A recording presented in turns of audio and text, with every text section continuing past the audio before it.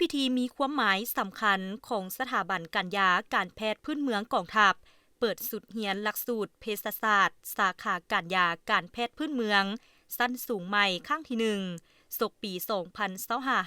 2025-2026ในมื้อนี้ซึ่งพิธีดังกล่าวแม้นเป็นการยั่งยืนถึงการพัฒนาบัตรก้าวใหม่ของสถาบันการยาการแพทย์พื้นเมืองของกองทัพเฮาข้าพเจ้าชื่อพันเอกภูเขาธนุสรณ์หัวหน้าการทหารสถาบันการยาการแพทย์พื้นเมืองกองทัพ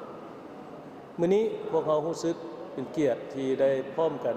จัดตั้งพิธีเปิดการเรียนการสอนศกเรียน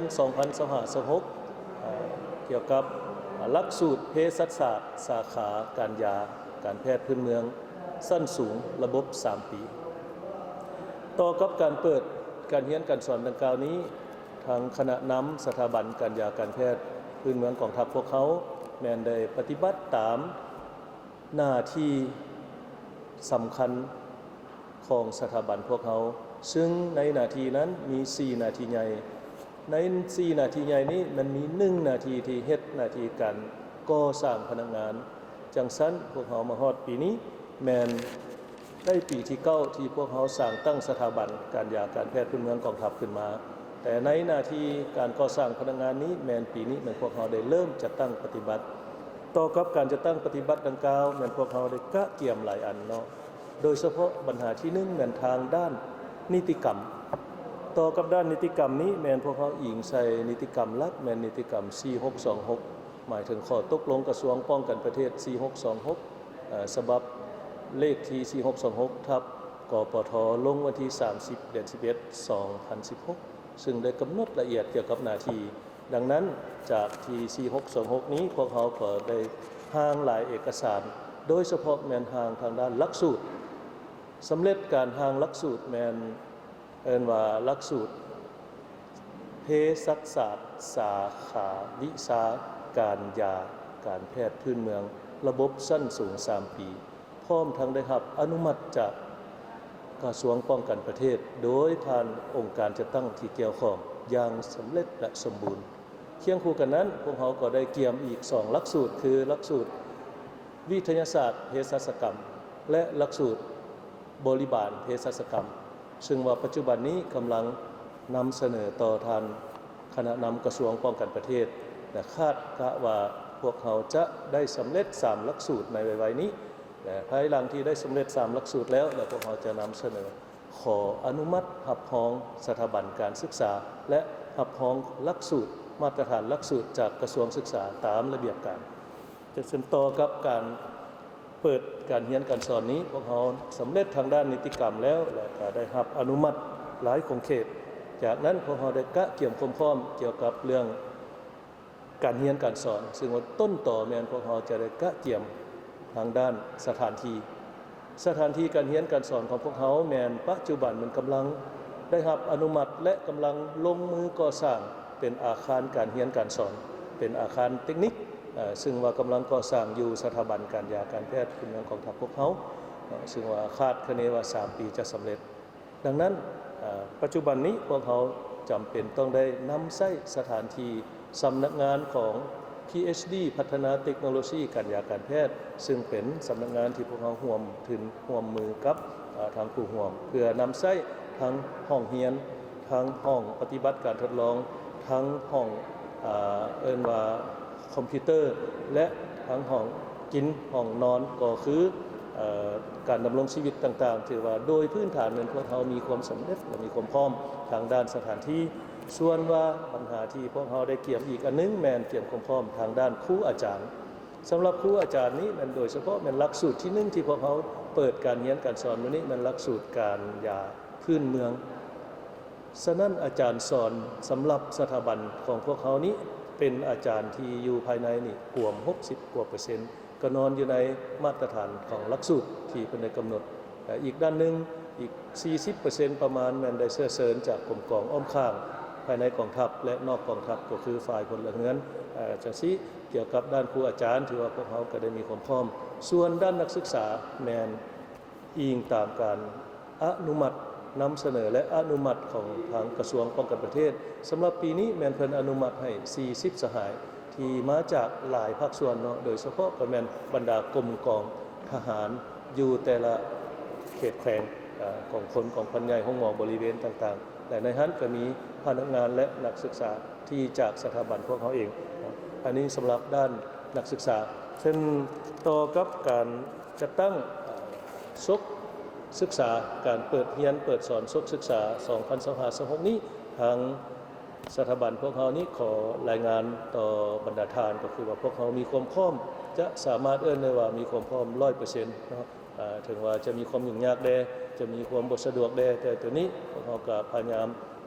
นำใช้เงื่อนไขที่เขามีทั้งหมดแล้วก็ขอทิศชี้นำจากกันเทิงได้รับการอุ้มสู้ช่วยเหลือและก็อำนวยความสะดวกจากหลายภาคส่วนเสียงแล้วพวกเขาก็เชื่อมั่นว่าในการเรียนการสอนซก 2025-2026 นี้แม้นพวกเขาสามารถบอกได้ว่าจะบ่มีปัญหาหยังฉะนั้นต่อกับการเปิดพิธี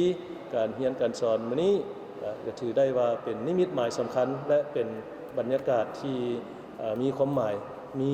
ความปิติสมชื่นสำหรับสถาบันพวกเขาซึ่งเป็นทางคณะนำทางกรมใหญ่พระราธิการก็คือคณะนำกระทรวงป้องกันประเทศและบรรดาการนำจากกรมกองหลายภาคส่วนได้เข้าร่วมเป็นสักขีพยานเพื่อเฮ็ดให้พวกเขามื้อนี้จะกลายเป็นมื้อนึงที่ได้กำหนดและก็ได้จัดตั้งพิธีเปิด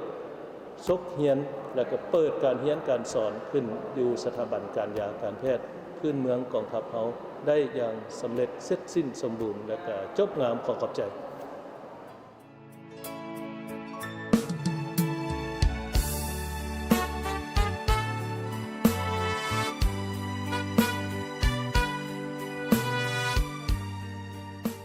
สถาบันการยาการแพทย์พื้นเมืองกองทัพในการสร้างทรัพยากรมนุษย์ที่มีคุณภาพสอดคล้องกับแนวทางของภาคและรัฐการก่อสร้างพนักงานแพทย์หมอก็คือพนักงานการยาการแพทย์พื้นเมืองแม่นขบวนการที่สำคัญและยาวนานที่มีลักษณะวิทยาศาสตร์และทันสมัยหลักสูตรใหม่นี้สอดคล้องกับหน้าที่การเมืองของสถาบันที่สร้างบุคลากรให้มีความรู้ความสามารถมีคุณธาตุคุณสมบัติศีลธรรมปฏิบัติและมีวิชาเฉพาะเทคนิควิทยาศาสตร์เพื่อก้าวไปสู่การพัฒนากรมกองหับไส้ในการปิ่นปัวเบิ่งแยงสุขภาพของนายและพลทหารกองทัพประชาชนลาวให้มีสุขภาพแข็งแรงหับไส้ประเทศชาติในการปกปักรักษา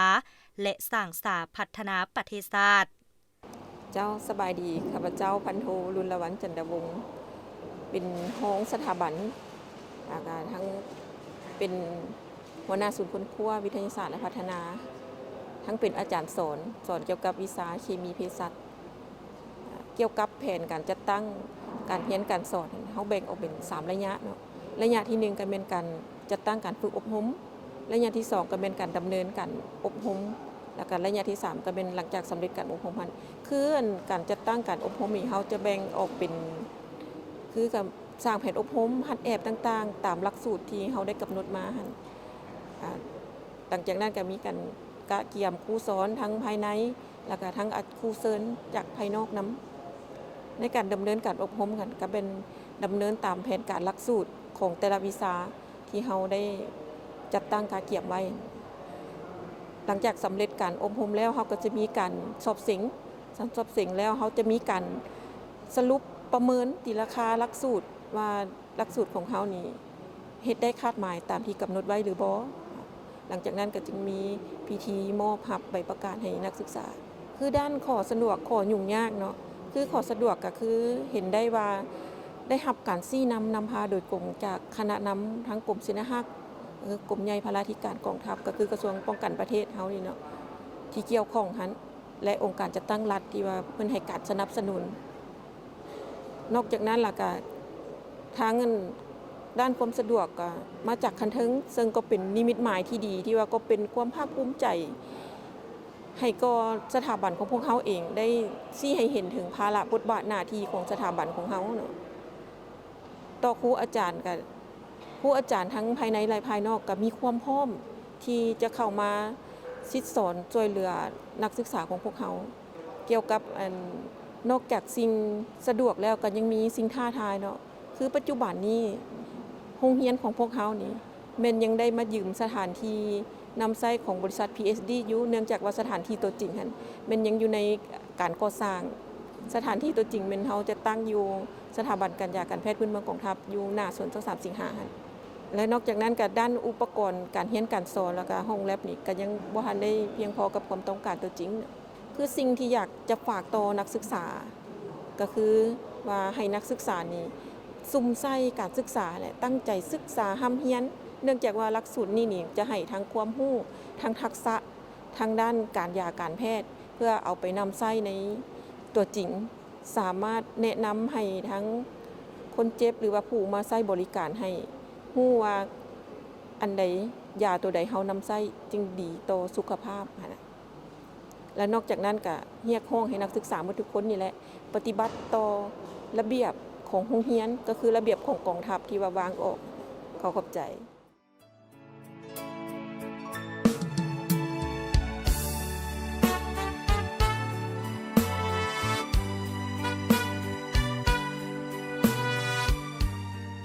ตั้งหน้าฝึกฝนหล่อหลอมคุณสมบัติศีลธรรมปฏิบัติและมีความหนักแน่นทางด้านการเมืองแนวคิดนี่แม่นพื้นฐานสำคัญที่สุดของการเป็นพนักงานที่ดีแข่งขันตั้งหน้าศึกษาหำเฮียนญาติแยงเอาความรู้จากครูอาจารย์จากหมู่ครูและแข่งขันกันเฮียนดีเฮียนเก่งเอาคุณภาพบ่เอาปริมาณ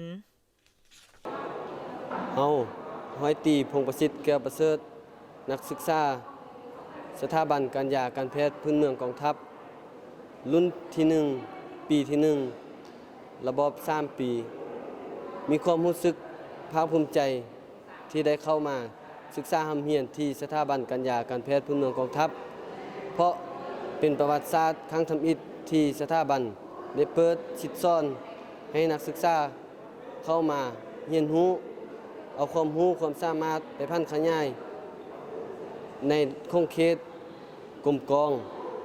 การยาการแพทย์พื้นเมืองมีความสำคัญหลายต่อการใช้ชีวิตหรือปิ่นปัวผู้ที่เจ็บป่วยเรียนรู้เกี่ยวกับการนำใช้ทรัพยากรให้เป็นยาเทิงการทำเรียนสิพบข้อยุ่งยากหลายสำใดพวกเฮาก็จะพยายามตั้งหน้าฝึกฝนทำเรียนให้บรรลุเป้าหมายที่ได้ตั้งไว้ท้ายนี้ข้อปฏิญาณว่าจะตั้งใจศึกษาทำเรียนวิชาการแพทย์การเมืองกองทัพให้สำเร็จขอขอบใจ